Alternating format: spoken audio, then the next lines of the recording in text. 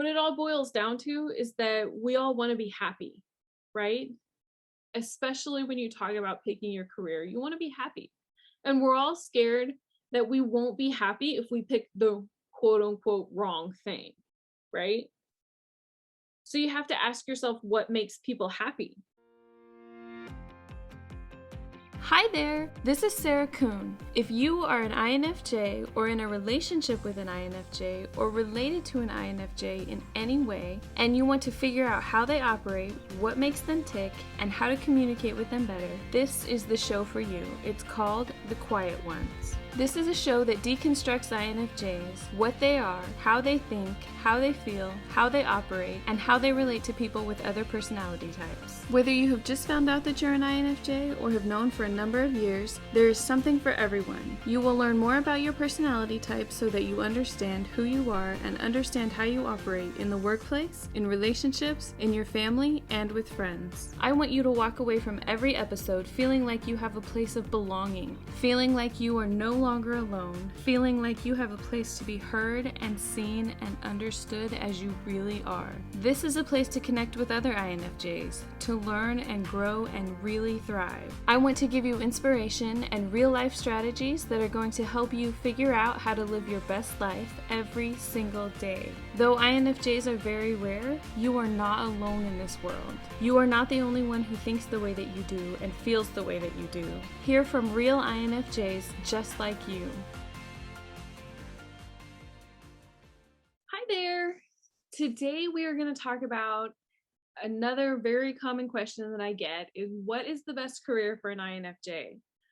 I've spoken about this quite a few times, and so I've kind of compiled all of the information that I have here, and I hope that this will answer your question really, really well. So I know that a lot of people, when they ask me this question, they're like sitting on the edge of their seat waiting for me to say, okay, all INFJs should be this career. They should all have this passion. We should all be doing the same thing. Like, we should all be counselors because we're good at listening to people. Or we should all be criminal profilers because we're really good at reading people and figuring things out. And I know what you're going through because I've been there. I've done that. I did that for years. When I was in high school and college, I was dying for somebody to tell me what my thing was. I was the person who couldn't figure out what I wanted to do. I took so many classes about, there was actually a course in college that my mom practically forced me to take that was called, like, what do you want to be when you grow up, or something like that. And it went through all of the different career fields and, like, this is the type of work that you should do. And I think there was some sort of test that said, like, these are your strengths and these are your weaknesses and this is what you should do. I kind of had this idea that I wanted to be an engineer. So when I took that test, you know what it said? I should be an engineer. And I think that it said that I should be like an engineer or a sanitation specialist. And I'm like, so I should be either an engineer or a trash man? Like, those are my options? I mean, really? I spent all this time in college and that's what my personality is suited for? Either being an engineer or taking out the trash. I'm like, what kind of a quiz is this? And then, so I get to the end of the course, which was like a whole semester long, which is 16 weeks. And I was even more confused than when I started. I was like, man, that was the biggest waste of time and money that I've ever done in my whole entire life. It was so bad. And then as I got through high school and then the farther that I went into college, I just felt more and more pressure. And the more that the pressure built, the worse that I felt, right? I was like dying to make the right decision because I was positive that there was a right decision and there was a wrong decision. And I didn't want to make the wrong decision because I didn't want to make any mistakes.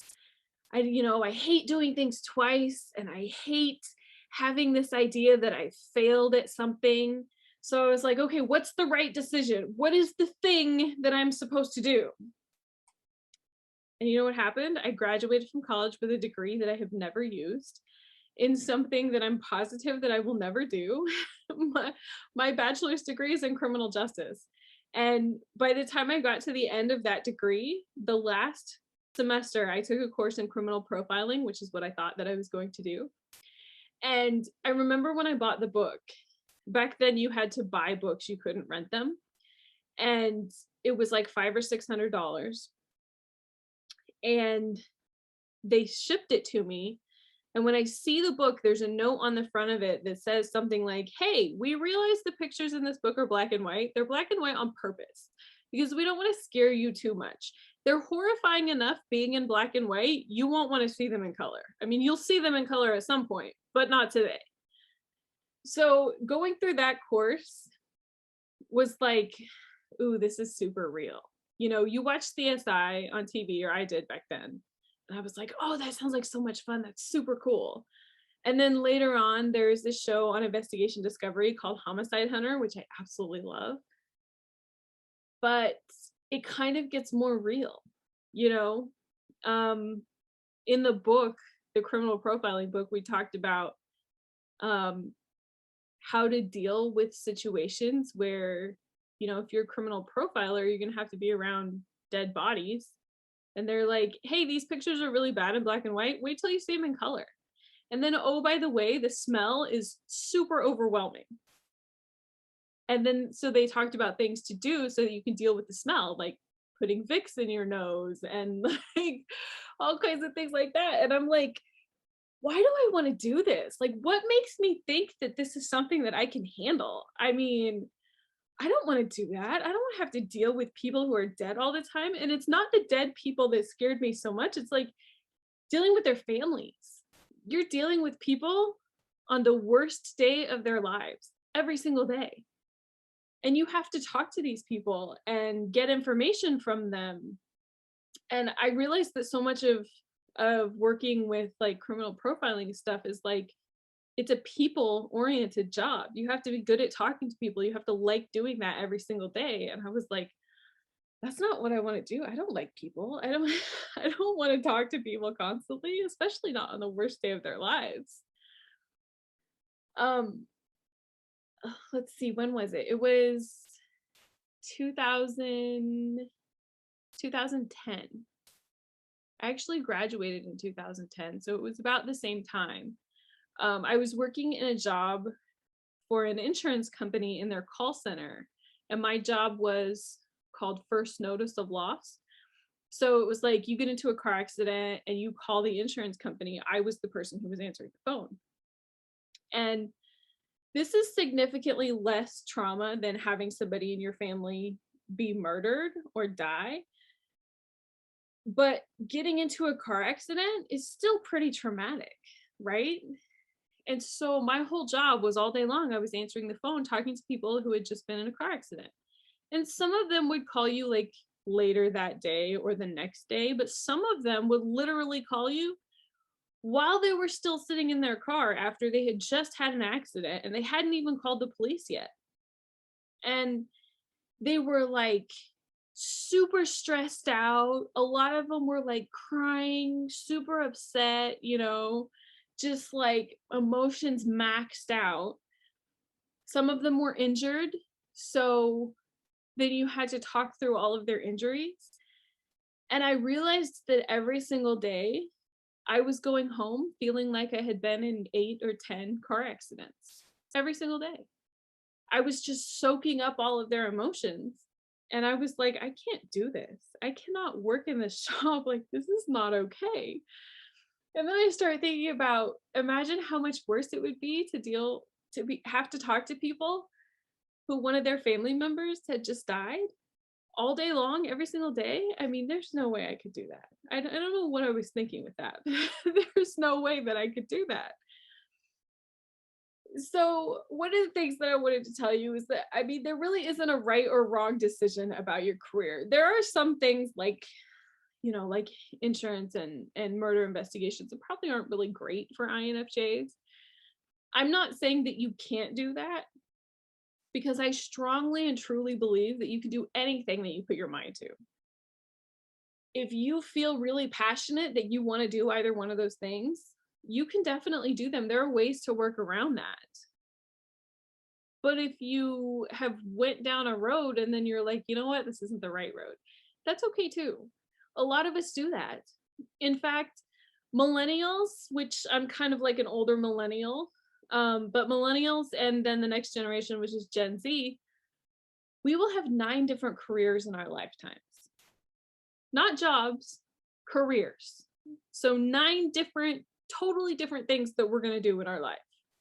I'm already pretty high on the list. I mean, I've worked in retail, I've worked in marketing, I've been a PR manager, which is kind of the same, but a little bit different. I've worked in sales, which, kind of the same. Now I'm a writer and a podcaster. That's 6 already. And I could probably come up with a couple of more too, if you want to be really specific. So the whole idea that you're going to have one job for the rest of your life, or that you're going to have one career for the rest of our life, let's just set that down and walk away from it right now, because that's not the way that it is. It used to be that way. Maybe your parents have had one job for their whole lives. Maybe they've had one career. It's more likely that they've had one career, maybe multiple jobs. It used to be like back in the 40s and 50s that when people were starting a career, they would work for one company for their whole life, for their whole career. My grandpa worked for Cessna for 25 years. He worked in the factory building airplanes. He worked in the paint department. That was his career. That was all that he ever did in his life. After 25 years, he retired and he had a great pension from them and was able to live off of that for the rest of his life.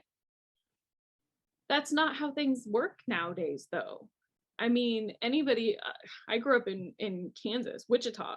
There's most of the aircraft companies have factories there. So most of the people who work around Wichita either work directly for an aircraft company or they work for somebody who supplies parts and pieces to an aircraft company. And they all know that layoffs is a big part of that industry, right? Everybody knew that if you wanted to buy a house or a boat or a car, the best time to do it was to wait for the aircraft companies to announce their layoffs, because they did it yearly. So you wait for 5,000 people to get laid off. And then, hey, there's a whole bunch of houses that are on the market now, and they're cheaper than what they usually are. I mean, there was a downside to that too. Obviously, if you work for the aircraft companies, you don't want to be in that situation. But that's part of how it works now. You have to accept that if you're going to work in that industry, right?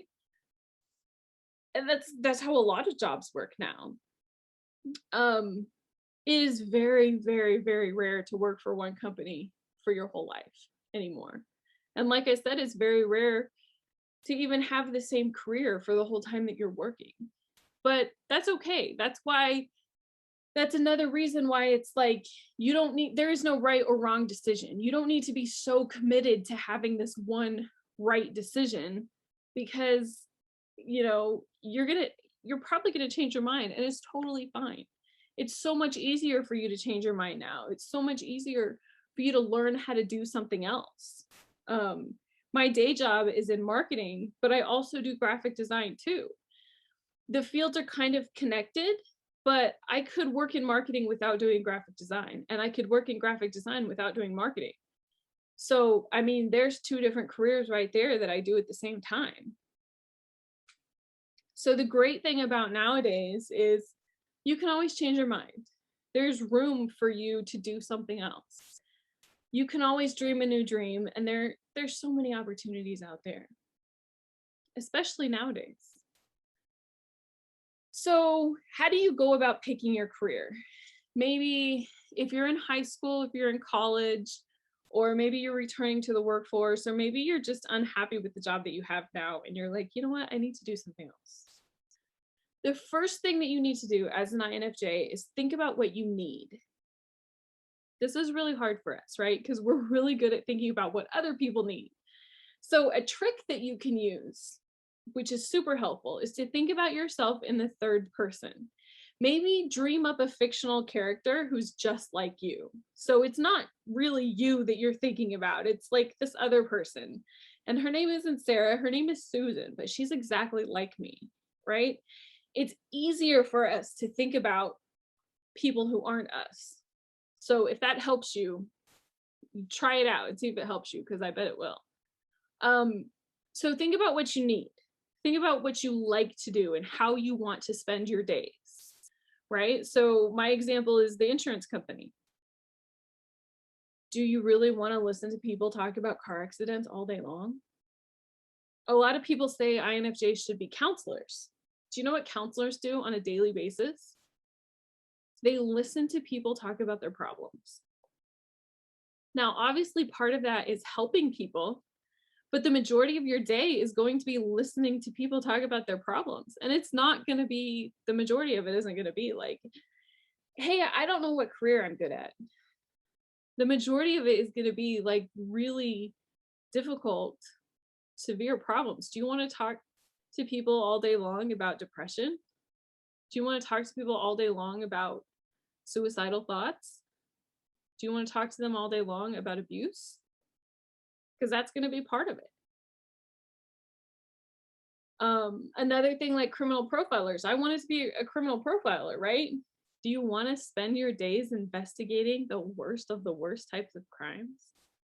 Do you want to be talking to these really bad criminals every single day? A lot of INFJs end up with jobs like accountants or marketing people. If you're an accountant, you're going to spend your whole day looking at spreadsheets and dealing with numbers. Are you good with that? Do you like to be alone in your office? Do you like to argue with people about money?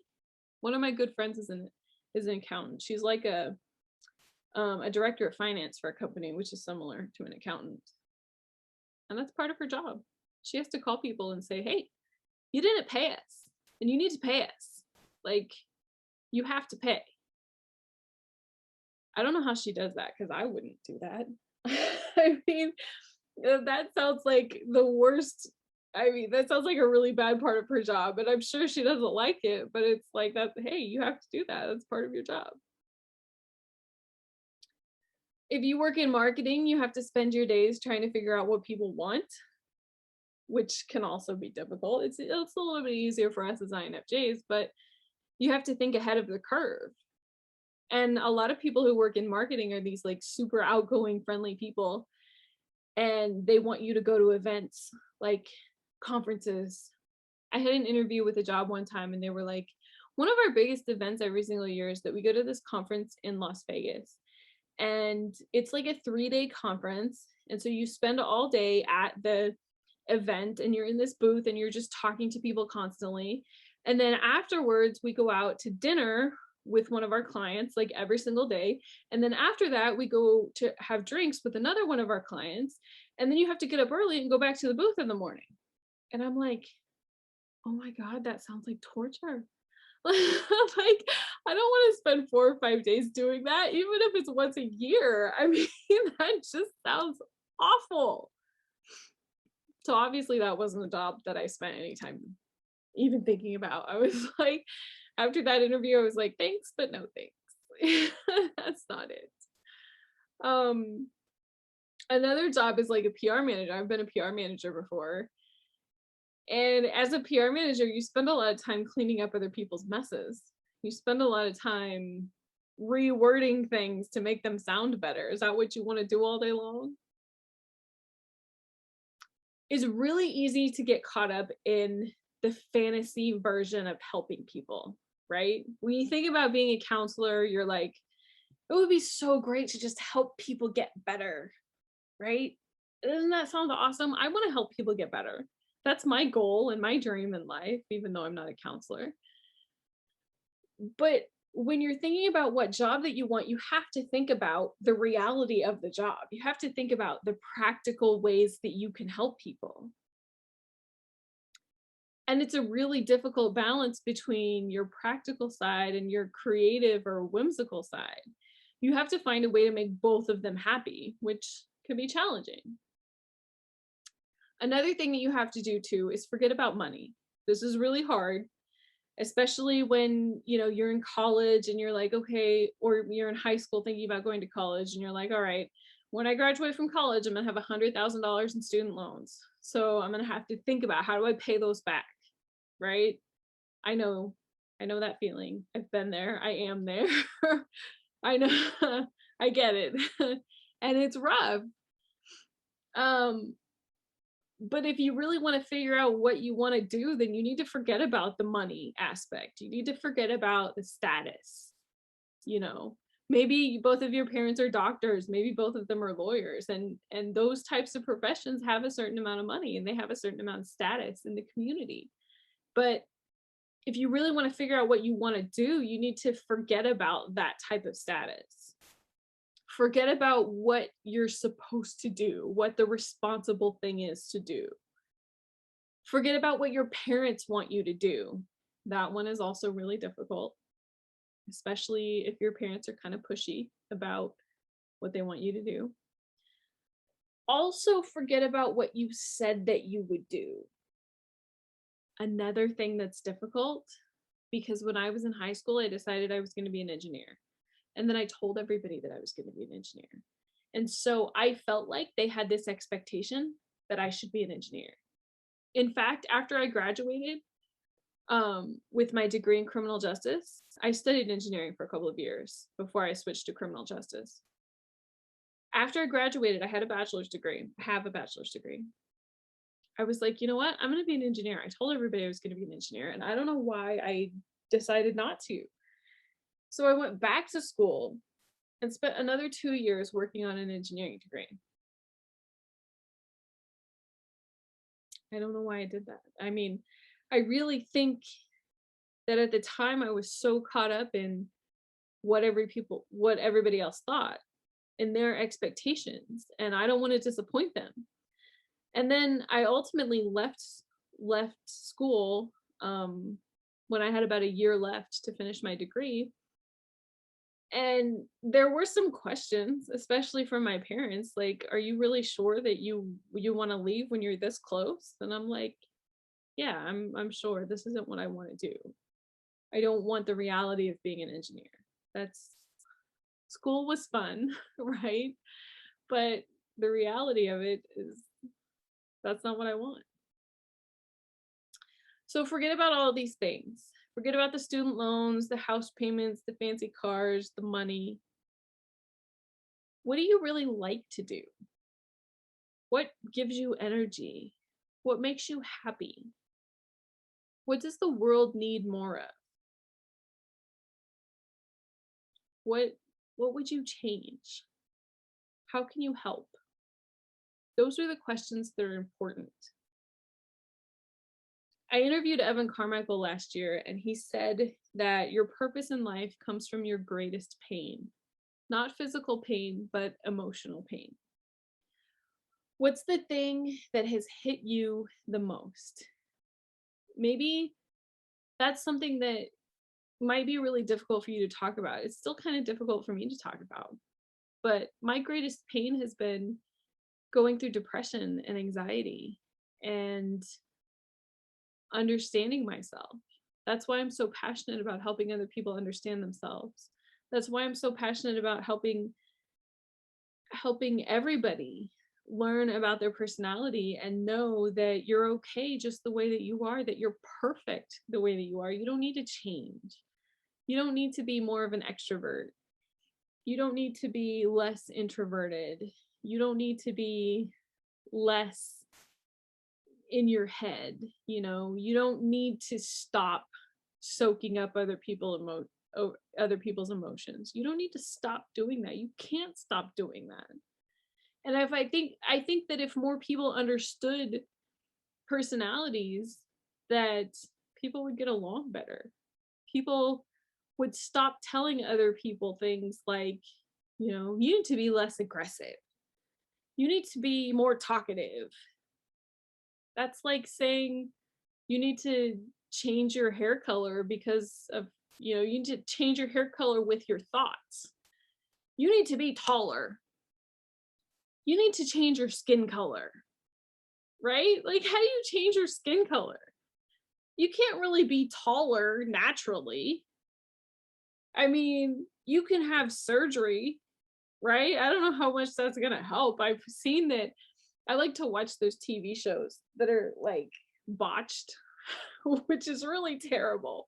But I've seen people who like do these experimental surgeries in foreign countries, and they come back and they have to undergo another surgery, and they actually get shorter in the process because they get some like weird infection and it turns into this terrible thing, you know? That's what happens when you try to change how tall you are. That's how impossible it is to change your natural hair color. I mean, you can dye your hair, right? You can fool everybody. But at the end of the day, if you don't keep dyeing it, it's going to grow out and your true colors are going to show, right? You can't change your skin color. You can't be less white.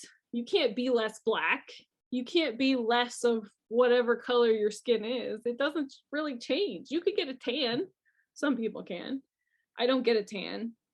My skin goes from like super white to like lobster red, like that. Super quick. I have to be really careful about getting too much sun because it goes from like normal to burn just within minutes. So think about what your greatest pain is. Think about your greatest emotional pain. What's the thing that you've struggled with the most? Evan Carmichael has a great book that is called Built to Serve. You should definitely check out that book. He has a step-by-step process with a bunch of questions that will help you figure out what your greatest pain is. Another thing that I absolutely love is Cathy Heller. She has this podcast called Don't Keep Your Day Job. And she always says that the opposite of depression is not happiness, it's purpose. And I love that so much. Even though I have major depression, one of the main things that I feel lost with, that I felt like is lacking in my life, especially in the times when my depression was so bad, was I kept asking myself, like, what's the reason for me being here? Why am I even alive? You know, I'm just so miserable and I hate being miserable. It was because at those times I didn't have a purpose.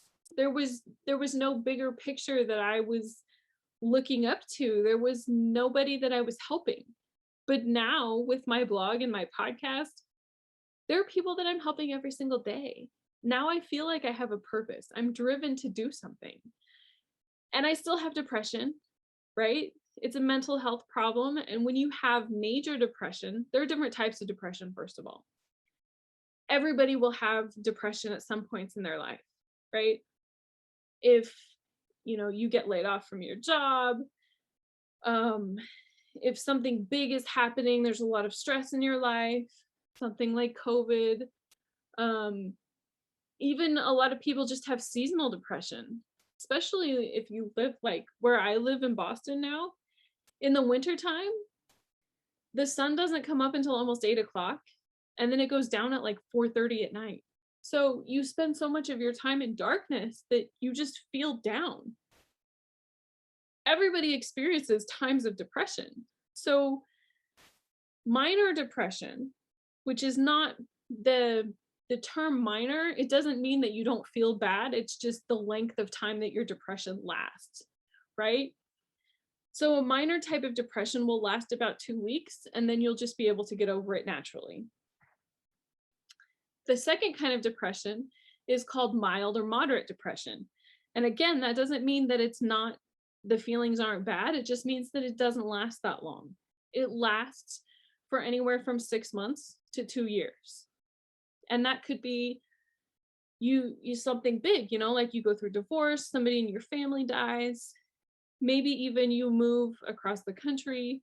Something like COVID can cause, people to have this depression that you feel for a while, but then it goes away by itself. Or maybe you even need to go to a doctor and get medication, but then after taking medication for, less than 2 years, then it goes away by itself. And then you feel better, you don't need the medication anymore, and you go back to being the way you were before you had depression. So that's the first two types of depression. The third type of depression is called major depression. And it's called major, again, not because of the severity of the symptoms, but because of how long it lasts. I have major depression, which is characterized as a chemical imbalance in my brain that I was born with and that I will always have. It's a part of my personality. It's never going to go away. Even if I took medication, which I don't take medication because medication doesn't work for me. It doesn't work for everybody. And that's okay. There are other things that you can do to make it better. So the fact that I have a purpose in my life, when I said that the opposite of depression is not happiness, it's purpose, that doesn't mean that my depression goes away. It means that my depression gets a lot better. It means that it's easier for me to cope with my depression. It means that I feel a lot happier when I have a purpose. When I'm helping people, I'm able to function a lot better. It gives me something to look forward to. It provides that sense of happiness in my life that I need. It gives me a drive to keep going. It gives me a reason to get out of bed in the morning. And because I have that purpose, then I can feel the happiness that I'm missing. So I 100% believe when Cathy says the opposite of depression is not happiness, it's purpose. I know that because it's worked for me. It's changed my whole life completely. Now that I know what my purpose is, now that I have a clear purpose that's defined in my life, I feel so much better. That doesn't mean that I don't have days that are down and where I feel bad. I do still have those days, but it's easier for me to recover from those days. It's easier for me to feel better because I know what I'm doing here. I know why I'm alive. Another thing that Cathy talks about is that there are basically 4 different things that we can do as careers. Obviously, with her podcast, which is called Don't Keep Your Day Job, she teaches people how to start their own business, right? But this can also apply to if you want to have a traditional career. So the 4 different things are, you can be a creator or a maker. So you can make something like jewelry, you can bake cakes or cookies, anything that you are making, like a physical product, or if you're cooking like food or something. You can be a teacher, so you can teach people how to do something. That doesn't just mean that you're like a school teacher. That is one of the things. You could be like a professor. When I worked for the insurance agency or the insurance company, there was a lady that her job was to teach us how to answer the phones. Now that sounds kind of silly, but there was a whole process because you had to learn about insurance and you had to learn how to answer all of the questions, how to ask questions. You had to learn how to listen to people. You had to learn how their computer system works. So basically she was a teacher, even though she worked for an insurance company. It's really easy to be a teacher now because half of the people on YouTube are teachers. They're teaching you how to do something. I learned how to do graphic design by watching videos on YouTube. So there's a lot of different ways that you can be a teacher. And then of course there are teachers with like digital courses now. It's such a big thing. I've taken several courses and I've learned a lot. Learned how to do a lot of things that I didn't know how to do just from taking those types of courses. You can be a curator, which is where you don't really make anything, but you just gather things together and present them in a way that is appealing to people. So with this one, I think about like subscription boxes. Most of the subscription boxes that are sold, the companies who sell those boxes, they're not making the things that are in those boxes. They're collecting those things from other people and presenting them and selling them, right? I also think about like an interior designer is a curator. They're not really making any of the things that they're decorating people's houses with. They're just buying them and organizing them for people, right? So there's a lot of different ways that you can be a curator. Want to learn more about the INFJ personality? Check out my book, The INFJ User Guide. It covers every question you have about INFJs. It talks about preferences, functions, strengths, weaknesses, communication, relationships, how to find your purpose specifically for an INFJ, and what kind of career is best for INFJs. Get your copy today at infjwoman.com/book. There's a link in the video description. And then the last one is an investigator. I kind of look at myself as an investigator because I like to collect information from other people and then present it to you through a podcast, through my blog, through the books that I write. I'm kind of like a teacher / investigator and kind of a curator too, because, I'm finding information from other people and then presenting it to you. Some of it I create, right? Which is kind of like a teacher because it's stuff that I know that I'm telling you about. Some of it is like, just like what I did here, like, hey, go buy Evan Carmichael's book because he has this great plan on how to find your purpose. Hey, go listen to Cathy Heller's podcast because she talks about starting your own business and it's like the best podcast in the world. That's like being an investigator because I want to learn all these new things. And then it's also like being a curator because I want to share all of the things that I learned with you. So you don't just have to pick one of them. You can be a combination of them. You can be a creator, like people like Ina Garten. She's an amazing cook, right? So she's creating something for people. But then she's also a teacher because she's teaching people how to cook with her TV shows, right? She was more of a creator when she had her food store that was called Barefoot Contessa, and now she's more of a teacher. But then she's also sort of a curator too, because when you watch her shows on TV, the majority of it is her teaching people how to cook certain things, but then she'll also bring in other people and have them teach as well. And a lot of times too,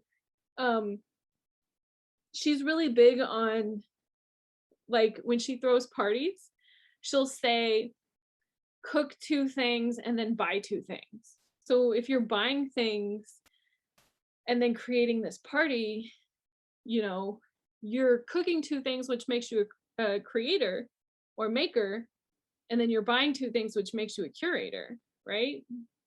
And then you're curating the party.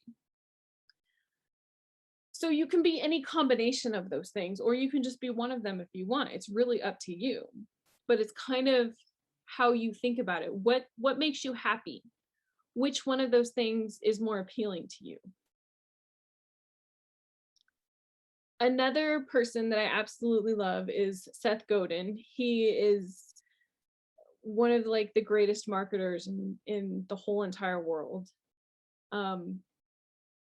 He says that it's not about the products that you sell, it's about who you serve, right? So the work that you do is all about helping other people. It's about serving someone else. So you have to think about, how can I help other people? What kind of change do I seek to make in this world? For me, the way that I answer that question is that I want to take away the stigma of mental health problems. I want to talk about depression and anxiety because I want to make it easier for you to talk about them. I want to make it easier for you to understand what they are. I want to talk about personality types because I want it to be something that everybody talks about. I want people to understand themselves so that they can understand other people as well. What it all boils down to is that we all want to be happy, right? Especially when you talk about picking your career, you want to be happy. And we're all scared that we won't be happy if we pick the quote unquote wrong thing, right? So you have to ask yourself, what makes people happy? There was an episode of Cathy Heller's podcast where she talked to Rainn Wilson, who was Dwight from The Office. If you haven't watched The Office, you definitely should. It's one of my favorite shows. But he has a podcast now, and during the episode, they were talking about this happiness study, and I really forget all the details, honestly. The podcast episode wasn't too long ago, so you should definitely go check it out. if you want to know the specific details. But the gist of it was, there was this university, I think it was, that did a happiness study, and they said, they interviewed a bunch of people and they said, okay, what would make you happy? And a lot of people said, well, if I had more money, I would be happy. Or if I had a nicer car, I would be happy. Or if I had a bigger house, I would be happy. And so they're like, okay, well, we're going to give you some more money so that you can go shopping. We're going to let you drive this really fancy car for this week. We're going to let you stay in this really nice house for this week. And then you're going to come back next week and we're going to see if you're happier. So these people, you know, they go shopping, they drive this nice car, they live in this nice house, and they come back. And I think it was a questionnaire that they had. And they found that they really weren't that happy, that it really didn't make that much difference if they had more money to spend or if they had a nicer car or a nicer house. So the next thing they did was they said, okay, this week we're going to give you something to do. And then we want you to come back and see if it makes you happier. And the participants are like, okay, so what are we going to do this week? And the people running the study, they're like, we want you to find a way to help somebody this week. Help them do something. Doesn't matter what it is. Just provide help to somebody. Teach them how to do something, you know, run to the store for somebody, run some errands, babysit for somebody, whatever. Find a way to help somebody. So when they come back after that week, they had all found a way to help somebody, and they go through the questionnaire again, and they realized that they were significantly happier that week. It wasn't money or cars or houses that made people happy. It was helping somebody else. And in the end, that's really what makes people happy. It's little things like being able to lend a hand to somebody who needs it, being able to see a problem and be able to help somebody fix it. That's the most important thing. That's what you need to focus on. How can you help somebody? What does the world need? What change do you seek to make? How can you be of service? When you're thinking about your career, that's where to focus on. All right, before we go, I wanted to tell you that I am doing a book club for my book, which is the INFJ User Guide. You can find the paperback version on Amazon. It looks like this. It's paperback. We're doing it live on Instagram every Thursday at 7:00 Eastern. You can find the replay videos on YouTube, which is youtube.com/INFJwoman.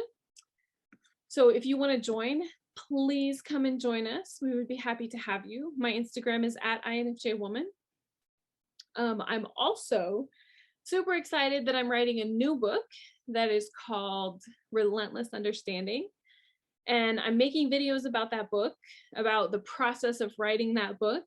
So if you're interested in the process of writing a book, if you're interested in understanding more about yourself and about finding self-love, then I suggest that you go check out those videos. You can find them as well on my YouTube channel, which is youtube.com/INFJwoman. All right, that's all I have. Thank you so much for listening. I appreciate you so very much, and I will see you again next week. So you just watched that video, and I'm sure you enjoyed it. If you want some more amazing information about INFJs, check out these videos right now. I'll see you there.